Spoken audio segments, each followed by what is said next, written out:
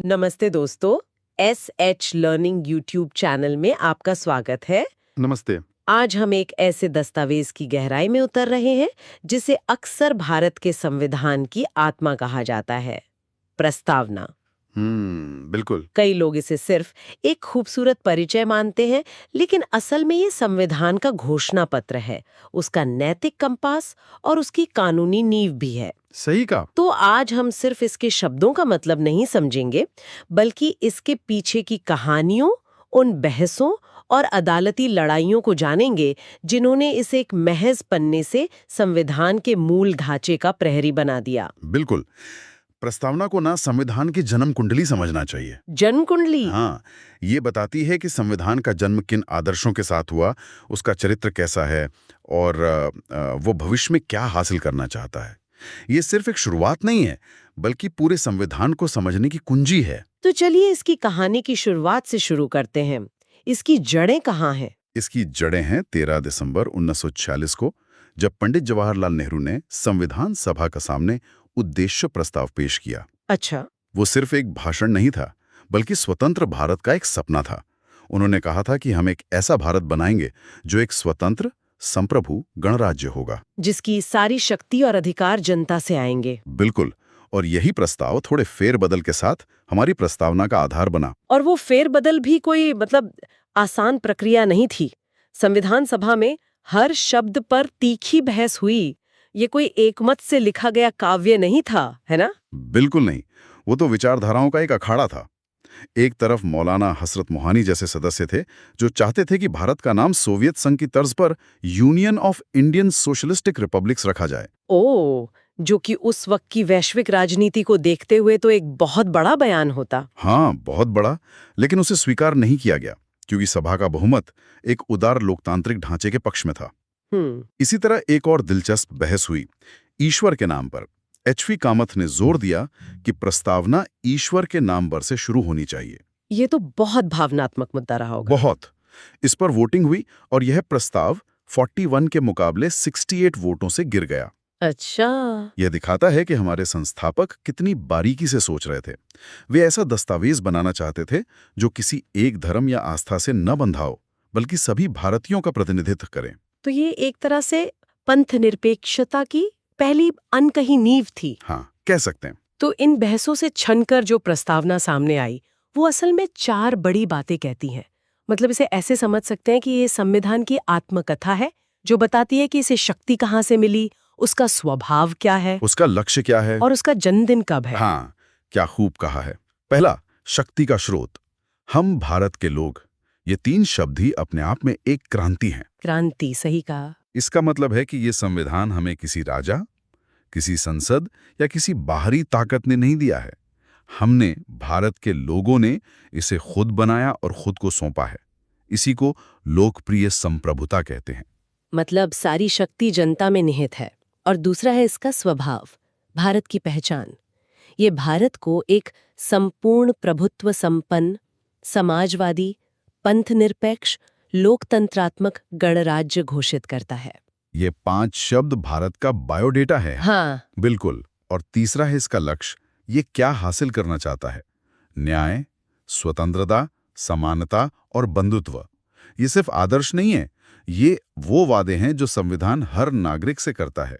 और चौथा, इसका जन्मदिन 26 नवंबर 1949, जिस दिन इसे अपनाया गया। तो चलिए इसके स्वभाव यानी उन 5 भारी भरकम शब्दों को थोड़ा और करीब से देखते हैं। जरूर। संप्रभु और गणराज्य तो स्पष्ट हैं। हम अपने फैसले खुद लेंगे और हमारा राष्ट्राध्यक्ष चुना हुआ होगा, वंशानुगत नहीं। लेकिन लोकतंत्र के साथ गणराज्य जोड़ना एक अहम फैसला था, है ना? बहुत अहम। देखिए, ब्रिटेन भी एक लोकतंत्र है, लेकिन वो गणराज्य नहीं है। क्योंकि वहां राष्ट्राध्यक्ष एक सम्राट या सम्राज्ञी होते हैं। आर्चबिशप। बिल्कुल। हमारे संस्थापकों ने साफ किया कि भारत में सर्वोच्च पद किसी परिवार के लिए आरक्षित नहीं होगा। कोई भी आम नागरिक योग्यता के आधार पर देश का राष्ट्रपति बन सकता है, जो समानता के सिद्धांत को जमीन पर उतारता है। सही। अब उन 2 शब्दों पर आते हैं जिन पर आज भी सबसे ज्यादा राजनीतिक बहस होती है, समाजवादी और पंथ निरपेक्ष। दिलचस्प बात यह है कि ये दोनों शब्द मूल प्रस्तावना में थे ही नहीं। सही कहा। इन्हें 1976 में 42वें संशोधन के जरिए आपातकाल के दौरान जोड़ा गया। और यही एक बहुत बड़ा विवाद है। आलोचक कहते हैं कि ये एक अलोकतांत्रिक तरीके से बिना व्यापक बहस के संविधान पर थोपा गया। हाँ, लेकिन समर्थकों का तर्क है कि ये विचार तो पहले से ही संविधान में मौजूद थे, बस उन्हें एक नाम दे दिया गया। अच्छा। उनका कहना है कि नीति निर्देशक तत्वों में सामाजिक और आर्थिक न्याय की बातें पहले से ही थी, जो समाजवाद की आत्मा है। भारत का समाजवाद सोवियत संघ जैसा कट्टर साम्यवाद नहीं है। ये लोकतांत्रिक समाजवाद है। हाँ, लोकतांत्रिक समाजवाद है जिसका लक्ष्य एक कल्याणकारी राज्य की स्थापना करना है, जहां सरकार गरीबी और असमानता को कम करने में सक्रिय भूमिका निभाए। और पंथ निरपेक्ष के बारे में क्या?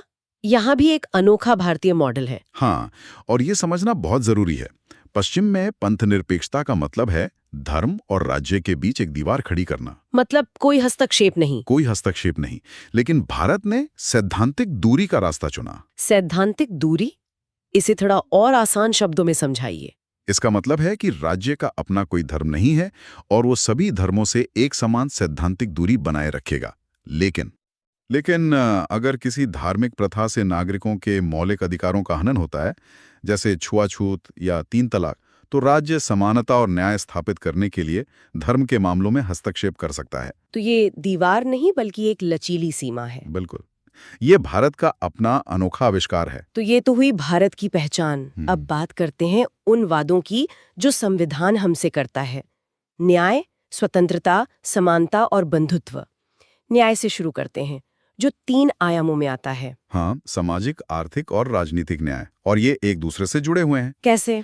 देखिए, राजनीतिक न्याय यानी सबको एक वोट का अधिकार तब तक अधूरा है जब तक सामाजिक न्याय ना हो। मतलब जाति, धर्म, लिंग के आधार पर भेदभाव खत्म ना हो। सही। और ये दोनों तब तक खोखले हैं जब तक आर्थिक न्याय ना हो, यानी अमीर और गरीब के बीच की खाई को कम करने की कोशिश ना की जाए। प्रस्तावना सिर्फ वोट का अधिकार नहीं, बल्कि एक गरिमापूर्ण जीवन का वादा करती है। और स्वतंत्रता, क्या ये असीमित है? नहीं, बिल्कुल नहीं। प्रस्तावना विचार, अभिव्यक्ति, विश्वास, धर्म और उपासना की स्वतंत्रता की बात करती है, लेकिन हमारे मौलिक अधिकार इसे संतुलित करते हैं। मतलब आपकी स्वतंत्रता वही खत्म हो जाती है जहां से दूसरे की नाक शुरू होती है। हाँ, बिल्कुल। इसे सार्वजनिक व्यवस्था, नैतिकता और देश की सुरक्षा के दायरे में ही इस्तेमाल किया जा सकता है। ये एक जिम्मेदार आजादी है। और स्वतंत्रता तभी असल मायने रखती है जब सबको बराबर मौके मिले, जो हमें अगले आदर्श समानता पर लाता है। बिल्कुल। और यहाँ भी संविधान सिर्फ सतही समानता की बात नहीं करता। अनुच्छेद 14 कानून के सामने समानता देता है, लेकिन संविधान ये भी समझता है कि सदियों से असमानता झेल रहे समाज में सबको एक ही शुरुआती लाइन पर खड़ा करना, वो अपने आप में एक अन्याय है। हाँ बिल्कुल। इसीलिए आरक्षण जैसे सकारात्मक भेदभाव का प्रावधान है। ठीक समझे, ताकि जो लोग दौड़ में पीछे रह गए हैं उन्हें थोड़ा सहारा देकर बाकी लोगों के बराबर लाया जा सके। इसका लक्ष्य सिर्फ अवसर की समानता नहीं, बल्कि परिणाम की समानता की ओर बढ़ना है। और अंत में शायद सबसे कम चर्चित लेकिन सबसे जरूरी आदर्श, बंधुत्व, भाईचारा। डॉक्टर अंबेडकर ने कहा था कि स्वतंत्रता, समानता और न्याय तब तक सिर्फ रंग की ऊपरी परत हैं, जब तक कि समाज में बंधुत्व की भावना ना हो। बिना भाईचारे के लोकतंत्र सिर्फ एक ढांचा बनकर रह जाएगा, एक आत्मा विहीन शरीर। बंधुत्व ही व्यक्ति की गरिमा और राष्ट्र की एकता और अखंडता को सुनिश्चित करता है। और अखंडता शब्द भी बाद में जोड़ा गया था। हाँ, वो भी 42वें संशोधन से ही जोड़ा गया था। तो अब हम कहानी के सबसे दिलचस्प मोड़ पर आते हैं। ये सब सुनने में बहुत अच्छा लगता है, लेकिन क्या इसकी कोई कानूनी ताकत है? क्या कोई अदालत जाकर कह सकता है कि प्रस्तावना में लिखा वादा पूरा नहीं हो रहा? यही तो असली सवाल है, और यहाँ पर सुप्रीम कोर्ट की भूमिका बहुत नाटकीय रही है। ये एक कानूनी थ्रिलर की तरह है। अच्छा। पहला बड़ा मोड़ आया 1960 के बेरूबारी यूनियन मामले में। हाँ। सुप्रीम कोर्ट ने माना कि प्रस्तावना संविधान निर्माताओं के इरादों को समझने के लिए एक कुंजी है, लेकिन उन्होंने एक बड़ी बात कह दी कि ये संविधान का हिस्सा नहीं है। बिल्कुल, जिसका मतलब हुआ कि ये कानूनी रूप से लागू करने योग्य नहीं है। ये सिर्फ एक सजावटी परिचय है। हाँ, एक तरह से इसे कानूनी मैदान से बाहर कर दिया गया। लेकिन फिर आया भारतीय न्यायपालिका के इतिहास का सबसे बड़ा मामला। 1973 का केशवानंद भारती बनाम केरल राज्य। हाँ, 13 जजों की बेंच, आज तक की सबसे बड़ी। और उसने सब कुछ बदल दिया। सब कुछ। उस मामले में कोर्ट ने अपना 13 साल पुराना फैसला पलट दिया और साफ शब्दों में कहा, प्रस्तावना संविधान का एक अभिन्न अंग है। ये एक भूकंप जैसा था। लेकिन असली धमाका तो अभी बाकी था। और वो था मूल ढांचे का सिद्धांत, जिसे बेसिक स्ट्रक्चर डॉक्ट्रिन कहते हैं।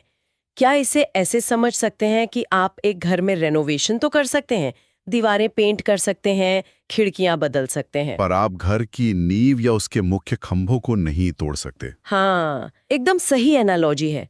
कोर्ट ने कहा कि संसद को अनुच्छेद 368 के तहत संविधान में संशोधन करने की असीमित शक्ति नहीं है। वो संविधान की उन बुनियादी विशेषताओं को नहीं बदल सकती जो उसकी पहचान है। और वो बुनियादी विशेषताएं, वो नींव के खंभे कहां से आएंगे? यही प्रस्तावना की असली ताकत सामने आती है। कोर्ट ने कहा कि मूल ढांचा प्रस्तावना में निहित महान आदर्शों से ही पहचाना जाएगा। लोकतंत्र, पंथ निरपेक्षता, गणराज्य का स्वरूप, समानता का सिद्धांत। वाह! रातों रात प्रस्तावना एक सजावटी परिचय से संविधान की रक्षक बन गई। ये संसद की शक्तियों पर एक अंतिम लक्ष्मण रेखा बन गई। तो जो दस्तावेज 1960 में संविधान का हिस्सा भी नहीं माना जा रहा था, वही 1973 में उसकी आत्मा बन गया, जिसे नष्ट नहीं किया जा सकता। और इस सिद्धांत को बाद के मामलों में, जैसे 1994 के एसआर बोम्मई मामले में, और मजबूत किया गया, जहां सुप्रीम कोर्ट ने पंथ निरपेक्षता को बिना किसी शक के मूल ढांचे का हिस्सा घोषित कर दिया। तो आज प्रस्तावना सिर्फ एक कुंजी नहीं है, ये वो नॉर्थ स्टार है जो विधायिका और न्यायपालिका दोनों को रास्ता दिखाता है। तो आज की हमारी इस पड़ताल से ये साफ है कि प्रस्तावना कोई स्थिर दस्तावेज नहीं है। ये नेहरू के सपनों से पैदा हुई, संविधान सभा की बहसों में तराशी गई और दशकों तक चली अदालती लड़ाइयों में इसने अपनी असली ताकत हासिल की। ये एक जीवित दस्तावेज है। ये हमें लगातार याद दिलाता है कि सत्ता का अंतिम स्रोत हम, भारत के लोग हैं, और ये देश के शासन के लिए सिर्फ कानून नहीं, बल्कि एक नैतिक दिशा निर्देश भी देती है। और जाते जाते एक विचार सुनने वालों के लिए छोड़ जाते हैं। अदालतों ने न्याय, स्वतंत्रता और समानता जैसे आदर्शों पर दशकों तक बहस की है और उन्हें लागू करने के लिए कानून और सिद्धांत बनाए हैं। लेकिन बंधुत्व, भाईचारा, हाँ, भाईचारा एक ऐसा आदर्श है जिसे कानून से थोपना लगभग नामुमकिन है। ये कोई नियम नहीं है, ये एक भावना है। तो सोचने वाली बात यह है, क्या प्रस्तावना की असली ताकत सिर्फ अदालतों की व्याख्याओं और जजों के फैसलों में है, या इस बात में है कि हम, भारत के लोग, इसके सबसे मानवीय आदर्श बंधुत्व को अपने रोजमर्रा के जीवन में, अपने सामाजिक व्यवहार में और आपसी संवाद में कैसे जिंदा रखते हैं? शायद संविधान की असली परीक्षा अदालतों में नहीं, हमारे समाज में होती है। इस पर जरूर सोचिएगा। धन्यवाद। Thank you for watching. Please like, subscribe, and press the bell icon.